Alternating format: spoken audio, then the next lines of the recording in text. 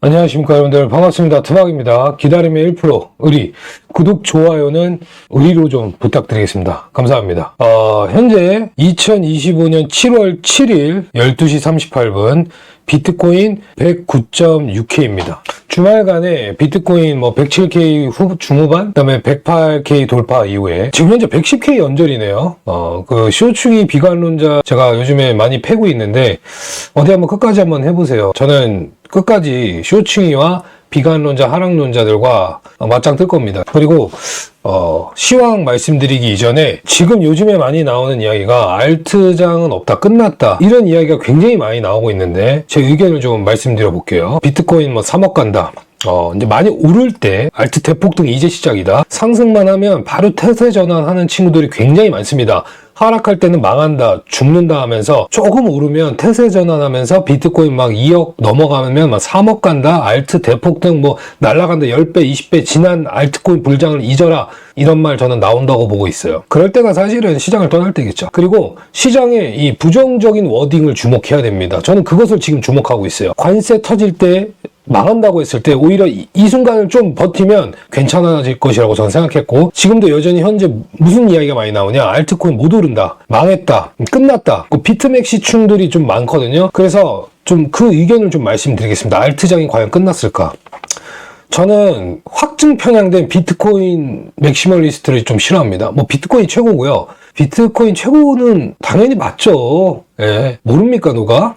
그죠? 근데 개인적으로 왜 알트장이 온다고 생각하냐면, 이 신규 투자자가 와야 되는데 알트코인이 안 오르면요 신규 유입이 없거든요. 여러분들, 제가 매번 말씀드리지만 미국 시장, 예를 들어서 아마존이라는 기업만 오르고 다른 기업이 못 오르면 누가 미국 주식 투자하겠습니까? 그리고 한국 주식도 마찬가지로 삼성전자만 상승하면 신규 유입이 있겠습니까? 다 작전주가 있고 그렇잖아요. 여지껏 역사가 그랬잖아요. 이 알트코인의 상승량은요 역사적으로 신규 유입의 재료이자 도구로 사용된 거예요. 많이 꼬이잖아 이쪽으로. 항상 돈을 여기다 집어넣는 이유는 비트코인이 날아가서도 있지만 비트코인은 늦었기 때문에 알트코인이 이제 막 시작하는 그 모습을 보고 들어오잖아요. 그래서 알트장은 높은 확률로 신규 투자자를 꼬시기 위한 도구입니다. 전 그렇게 보고 있어요. 2017년도에 저는 알트코인을 보고 투자했습니다. 비트코인이 너무 비싸 보였거든. 그때 당시에 비트코인, 이더리움,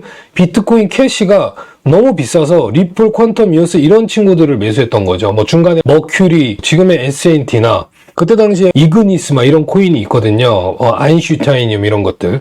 그런 거는 소액 베팅하고 퀀텀 이오스를 집중적으로 매수했거든요.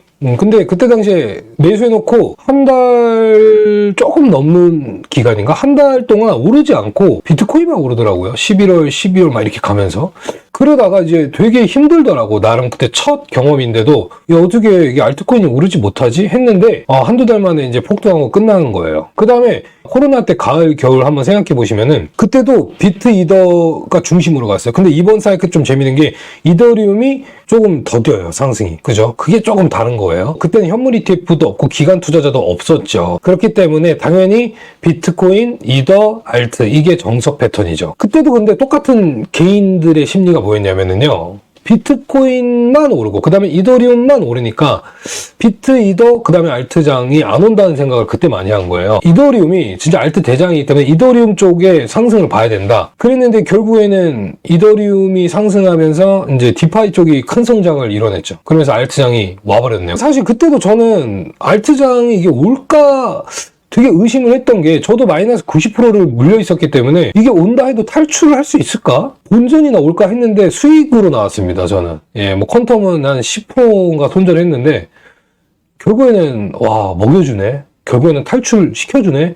그러더라고요. 근데 지금 비트만 좋죠? 어떻게 보면. 좋은 녀석들이 있나? 현재 상황이 어떻죠? 비트코인만 좋은 거예요. 지금 109.5K입니다. 이번에는 어떻게 될까요, 여러분들? 예, 신규 유입 없이 비트코인만 올라가는 상승장일까? 선택해야 되겠죠, 여러분들. 어떻게 해야 하실 겁니까? 누구는 비트코인만 올라가니까 알트를 손절을 했거나 지금 이 시기에 비트코인을 계속 매수하시는 분이 있을 겁니다. 그러면 그분들의 심리가 저는 궁금한 게, 비트코인이 이 자리에서 산 그 목적이 혹시 단타입니까? 아니면 장기 투자입니까? 그죠? 짧은 시간 안에 비트코인으로 수익 보기 굉장히 힘들다고 보고 있거든요. 저는 이 시기에도. 지금 산 이유가 있을 거예요. 알트보다 비트코인이 더 많이 가기 때문에 산 분들이 있을 것이고, 아니면 장기 투자로 그냥 여기서부터 나는 5년 보겠다 하시는 분들이 매수할 건데, 비트코인 이번 사이클에 오늘 가격 기준으로 109.5K인데 예를 들어서 한 50%에서 30% 반등하고 폭락장 오면은 혹시 비트코인 투자하시는 분들 견딜 수 있겠습니까? 예. 비트맥시라면은 5년, 10년, 15년 장기 투자를 하시는 분들이죠. 자, 비트코인이 30%, 50% 상승하는데 예를 들어서 알트코인이 회복을 하고 큰 상승을 해도 그냥 먼 산 바라보고 구경할 자신이 있으면 제가 봤을 때 비트코인 해야 됩니다. 알트 안 해도 돼요. 그냥 알트코인 냅두고 그냥 비트 해도 됩니다. 상승기류 타는 거 보고 싶고 그냥 구경하고 많이 올라도 그렇게 배 안 아프면 그냥 비트코인 하는 게 맞습니다. 알트를 투자하는 근본적인 목적은요, 포모 방지용이고 내가 시장에서 소외되고 싶지 않기 때문에 하는 거예요. 저 개인적으로 제 포트폴리오가 이더리움 포함 알트를 따지면 사실 비트코인보다는 조금 더 투자를 하고 있는 편이겠죠. 어차피 이더리움도 알트니까. 저도 사실 투기꾼이기 때문에 어느 정도 이더리움 포함 알트코인 비트코인보다 더 많이 매수한 건 사실입니다. 예, 그 이유가 뭘까요? 소외되고 싶지 않고 알트로 잘만 상승하면 어디서 탈출하고 또 수익 볼 수 있고, 이더리움의 큰 상승이 나오면 그래도 비트코인 대비 조금 더 큰 수익이 나오지 않을까 하는 그런 마음 때문에 한 겁니다. 이렇게 투자를 하면서 오랜 시간 저도 17년부터 암호화폐를 투자했지만 또 한 번 느끼게 되는 건 알트코인의 유혹에서 저도 못 벗어난 것 같습니다. 결국에 다음 사이클이 또 온다고 해도 알트코인 투자 안 할 수 있을까? 솔직히 저 자신 없습니다. 제가 돈이 있으면 최소 10%, 20%는 할 것 같아요. 작년에 도지코인이랑 리플 날아가는 거 보고 조금 굉장히 좀 힘들었거든요. 뭐 그런 부분도 있고, 솔라나도 놓치고, 근데 비트코인은 이번에 놓치지 않았고, 또 이더리움으로도 지금 뭐 크게 손실을 보거나 그런 구간은 아니에요. 그냥 다른 코인 날아갈 때 수익을 좀 못 본 기회비용 조금 생각하니까 힘든 것 뿐이지, 그래도 나쁘진 않은데 뭔가 조금 선택한 알트코인이 좀 대박이 안 터진 코인들이 꽤 있어서 그것 때문에 좀 힘들지만, 결국에는 비트코인 뭐 도미넌스와 그다음에 이더리움의 상승을 보고 알트가 이제 어느 정도 회복을 하는지 보고 수익 실현을 하면서 익절을 해야 되겠죠. 비트코인 시황 한번 보면서 영상 마무리하겠습니다. 자, 가시죠.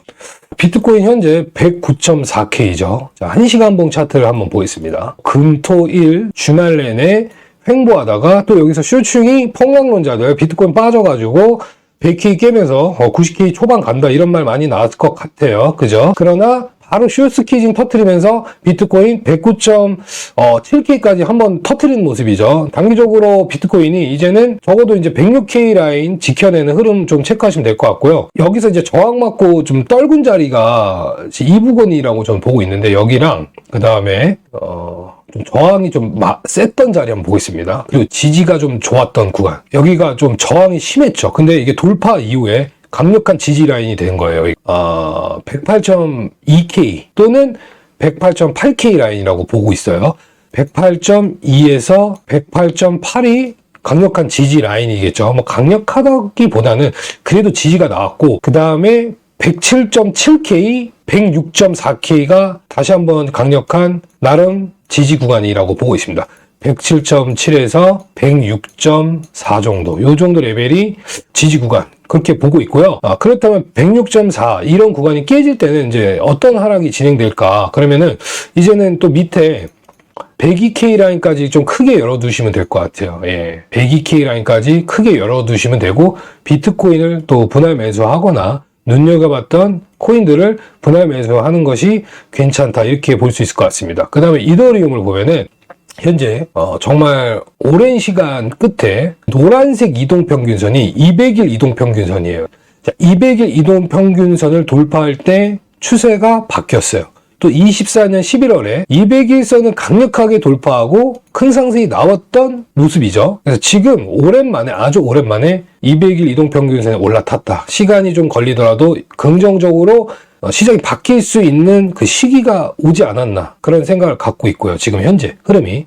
그래서 이번에 이더가 반등할 때는 전고점 이 구간을 좀 세게 돌파하는 모습이 필요하다.